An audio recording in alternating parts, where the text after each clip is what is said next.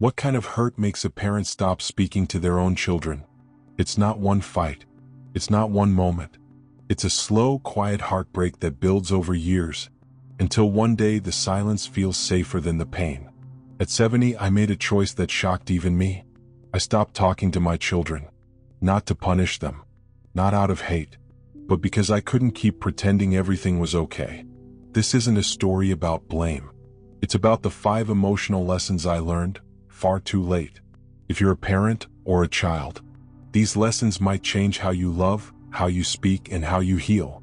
Especially lesson 3, it's the one I wish someone told me sooner. You see it all the time. One parent surrounded by laughter, Sunday visits, warm hugs. Another sitting in silence, phone never ringing, birthdays passing quietly. Both raised children. Both gave their lives to family. But somehow only one grew old with love still close by. I didn't think it would be me, the parent left out.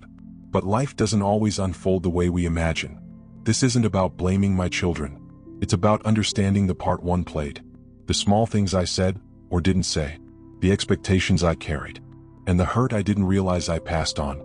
In this video, I'll share 5 emotional lessons I learned after choosing silence over connection. Some will challenge you. Some may feel painfully familiar.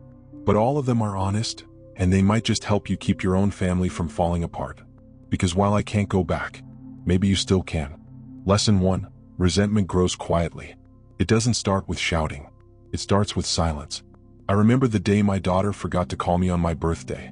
Just a voicemail the next day, cheerful but rushed. Sorry, things got busy. I smiled when I listened, said it was okay. But inside, something small shifted. One year it was the birthday. Another, it was when I offered advice and she rolled her eyes. Then a missed holiday, a forgotten thank you, a favor returned with indifference. I told myself, don't make a fuss. You'll seem needy. So I didn't say a word.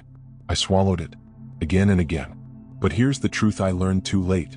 Resentment doesn't stay silent. It grows. It hardens. It rewrites your memories. It makes you stop reaching out. You become colder, sharper, more distant. And you don't even notice until one day your own child stops calling altogether. You wonder how it got so far.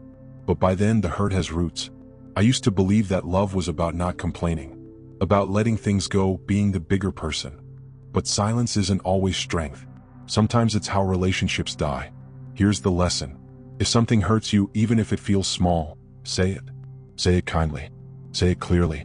But don't bury it in the name of peace. Because peace built on silence doesn't last. And if you're a child watching this, ask your parents what they've never said out loud. They might be carrying more than you know. Lesson 2. Love can't survive ego. It happened on my 70th birthday. The whole family was there. Cake, candles, polite smiles. Laughter floated through the room, but underneath it all, there was something else. A tension that buzzed just beneath the surface, like static before a storm. A week earlier, my son and I had argued. Not a big blowout. Just a disagreement about how he was raising his kids.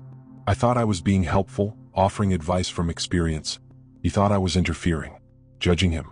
Neither of us said sorry. We just let it sit there, unspoken, unresolved. At my party, he handed me a gift, smiled, gave me a hug. We both pretended everything was fine. But we knew. We both knew it wasn't. And so I waited. Waited for him to acknowledge it. Waited for an apology that never came. And when it didn't, I pulled back. I spoke less. Visited less. He did the same. No dramatic falling out. Just a slow, quiet distance, growing wider by the week. Looking back now, I see what really happened. Ego built a wall between us, and love couldn't breathe behind it. I wanted him to come to me. He wanted me to stay out of his way. Neither of us budged. Neither of us blinked first. Here's the brutal truth I learned far too late. You can't hold on to love and your pride at the same time. Eventually, one will force you to choose. Being right felt good in the moment. It made me feel justified, respected. But it cost me more than I ever imagined. Phone calls, laughter around the dinner table, precious time with my grandchildren, memories I'll never get back. And there's no real victory in that. Just a quiet ache where connection used to live. If I could go back, I wouldn't try to win the argument. I'd ask a different question. How can I love you better even when we disagree? Because love isn't about winning. It's about staying. It's about choosing peace over pride. And ego, quiet, subtle, deeply stubborn ego, is the fastest way to lose the people you care about most. It convinces you to wait for the other person to change. To wait for the apology, the acknowledgement, the "I was wrong." But while you're waiting, relationships rot from the inside out. So if there's someone in your life you love, but you're keeping score or waiting for them to make the first move, stop waiting. Drop the ego. Make the call. Send the message. Break the silence. Because love doesn't care who was right. It only cares who's still there when it matters. And sometimes the most powerful thing you can say isn't, "I'm right." It's, "I'm here." Lesson 3. Your children don't owe you their lives. This was the hardest truth for me to admit. Even now, saying it aloud feels like tearing something sacred inside me. Because for years I gave them everything. The sleepless nights, the quiet sacrifices, the years of worrying more about their needs than my own. I gave up dreams without complaining. I poured my energy into raising them right, protecting them, loving them the best way I knew how. So deep down I thought I'd earned something. Not money, not favors, but maybe presence, a bit of respect, a warm phone call now and then, a longer hug during the holidays, a simple "Thank you, Mom," "Thank you, Dad." But that's not what happened. They grew up. The calls became shorter. The visits turned into text messages. Birthdays became belated messages. And holidays, once sacred, came with polite excuses. At first I didn't say anything, but inside I felt betrayed.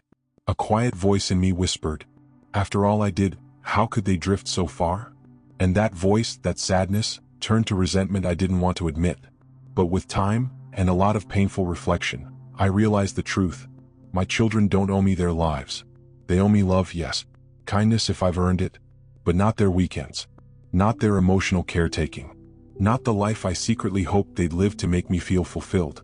Because parenting isn't a transaction. It's not an investment with guaranteed returns. It's a gift. And true gifts don't come with strings attached. The moment I started expecting something in return, time, closeness, attention, I turned love into obligation. And they felt it. That invisible pressure we think they can't sense? They do. And it quietly drives them away. I remember once telling my daughter, "I just wish you'd visit more often." Her smile faded. She looked down and said, "I feel guilty all the time, and that makes me want to visit even less." That moment broke me. Because love wrapped in guilt feels like a trap. And guilt isn't love. It's a weight they carry in silence, until they learn to set it down and walk away. I wish I'd understood sooner. If you want closeness with your children, offer them freedom. Let them choose you. Let your presence feel like peace, not a duty. Now, I try to love them with open hands. No scorekeeping. No silent expectations. Just love for love's sake. And slowly they're coming back. If you're holding on to quiet resentment, waiting for them to do more, ask yourself, are you truly offering love? Or a debt to repay? Lesson 4. Silence hurts you too. In the beginning, the silence felt like protection. After all the arguments, the disappointments, the calls that were never returned, it felt easier, safer, to stop trying, to stop hoping, to stop hurting. I told myself I was setting boundaries, that I was being strong, that I was done chasing people who didn't seem to care. I thought, let them come to me now. I've done enough. But time has a strange way of stretching. Days turned into weeks, weeks into long, quiet months, and eventually the silence I thought would bring me peace began to feel like grief. I missed their voices. I missed their laughter echoing down the hallway. Even their chaos, their mess, their occasional sharp words. I missed those too. I missed being needed. I missed being seen. But by then I had built a world so quiet. I didn't know how to break the silence without breaking myself. I had become so used to pretending I didn't care, that I forgot how to show that I did.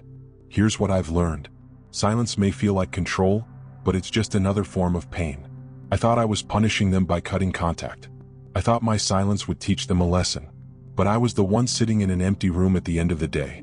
I was the one staring at my phone, hoping, always hoping, but refusing to call. Refusing to be the first to blink. We tell ourselves silence protects our pride. But what it really protects is our ego. And ego, as I've come to understand too late, is the enemy of closeness. Because silence doesn't mean nothing is being said. Even when you're not speaking, you're still communicating. Your absence? It becomes a message. Your silence? It starts to sound like rejection. And slowly, painfully, the people you love stop trying to. They stop reaching out. They assume the worst. And before you know it, you're not holding a boundary, you're holding a wall. Everyone loses. So here's the truth I carry now. Don't let your hurt do the talking. If you miss them, say so. If you're waiting for a sign, be the one who sends it. If you're tired of the silence, break it gently. Because silence might win you the argument, but it will cost you the relationship. And at 70, I can say this without shame. Peace with your children is worth swallowing your pride for. It's worth one uncomfortable phone call. It's worth being the first to speak even if your voice shakes. Because love, real love, isn't about who speaks last. It's about who dares to speak first. And that's the kind of strength I wish I'd found sooner. Lesson 5. Forgiveness is a gift you give yourself. There was a day, quiet, rainy, when I listened to an old voicemail from my son. It had been months since we'd spoken. The message was simple, just checking in. Hope you're okay. I replayed it 3 times, and something in me cracked wide open. I realized I didn't want an apology anymore. I just wanted peace. For years, I carried the weight of every word unsaid, every moment they hurt me, every disappointment I never named. But the truth? Holding on to pain didn't protect me. It imprisoned me. I thought forgiveness was something I had to wait for, that they needed to say sorry before I could heal. But I was wrong. Forgiveness isn't something you give because they deserve it. It's something you give because you deserve to be free. When you forgive, you stop handing your joy to the past. You stop letting someone else's mistake write your story. And you make space, for peace, for love, maybe even for them to come back. It doesn't mean forgetting. It doesn't mean excusing what happened. It just means deciding that your heart matters more than your grudge. That day I picked up the phone. I didn't know what I would say. I just knew I didn't want silence to be the final chapter. And even if the conversation was awkward, even if nothing was resolved, I felt lighter. Because I wasn't waiting anymore. So here's my last lesson. You don't have to wait for an apology to begin again. Start with forgiveness. Not for them. For yourself. At 70, I stopped talking to my children. Not out of anger. Not even out of choice. But because I didn't know how to bridge the silence I helped build. It took time and pain to see what I couldn't before. To understand the patterns, the pride, the quiet expectations that slowly pulled us apart. And from that silence, I learned 5 lessons I wish someone had told me earlier. Resentment grows quietly when we don't speak our truth. Love can't survive ego, because being right means nothing if you're alone. Your children don't owe you their lives, only love freely given. Silence hurts you too, no matter how strong it makes you feel. Forgiveness is a gift you give yourself, not something you wait for. These lessons didn't come from books. They came from long, lonely mornings, missed birthdays, echoes in a quiet house. But the beauty of growing older is this. You still have time. Time to reach out. Time to heal what can be healed. Time to choose peace over pride. No matter how far things have drifted, the story doesn't have to end in silence. Even if you've made mistakes, and we all have, you still get to decide how this chapter closes. So take a deep breath.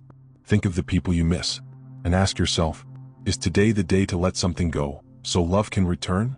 Because the only thing heavier than regret is the weight of something you never tried to fix.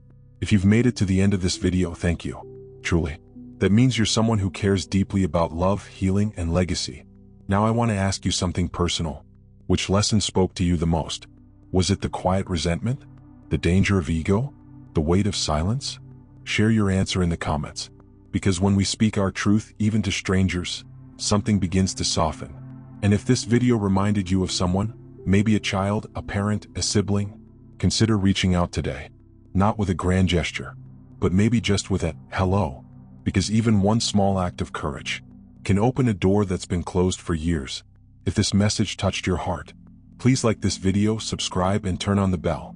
We're building a community here, not just for senior health, but for senior wisdom, healing, and strength. And who knows, the next video might be the one that helps someone finally make peace. Thank you for being here. You're not alone. And it's never too late to begin again.